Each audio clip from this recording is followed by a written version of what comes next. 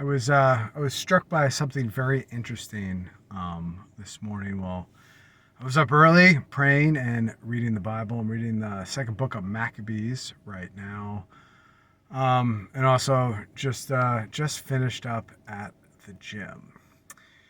And here's where I'm going with this. So there is people are naturally religious, right? It's imprinted in us.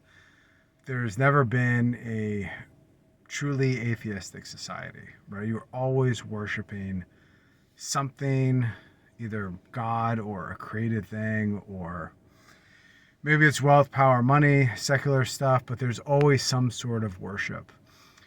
Now, currently, there seems to be an obsession with, um, I don't know, like the rules, the government, savior complexes within our government, like who the president is like your savior, like Barack Obama, oh it's Joe Biden, oh it's Trump, oh if we don't get this, that's it, we're done for, we're finished. I mean, both sides say this, whatever. um there's an obsession with that. There's an obsession with laws and rules when it comes to specifically corporate America, right? I see this a lot.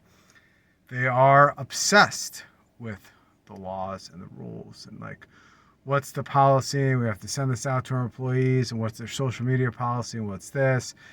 And there's an obsession with the people that work there about what the rules are and how to abide by them and how to keep other people abiding by them. And it's very religious, right? It's very religious. Like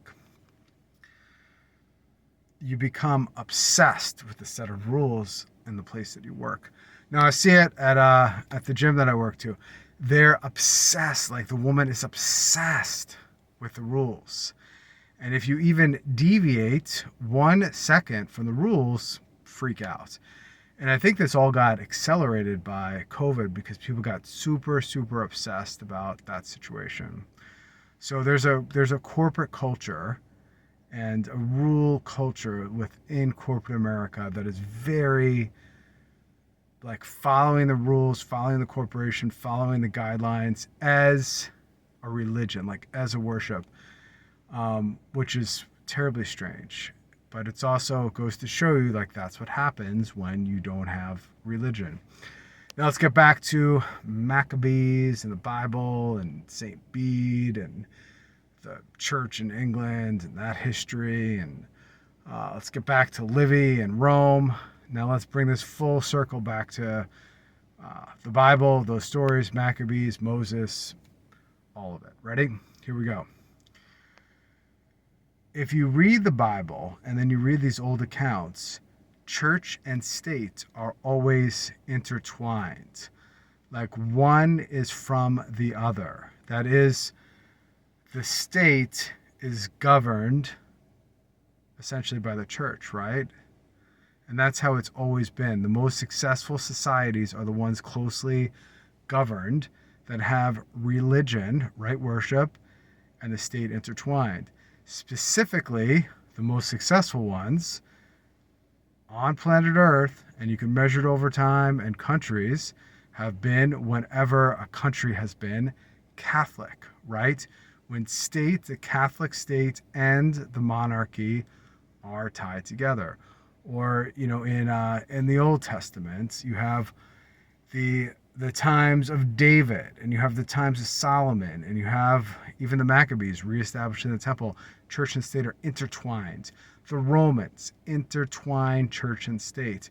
The Byzantine Empire, we get intertwined church and state with the Catholic Church. Then you have the empires of Europe, the Holy Roman Empire, intertwined. Everything is intertwined.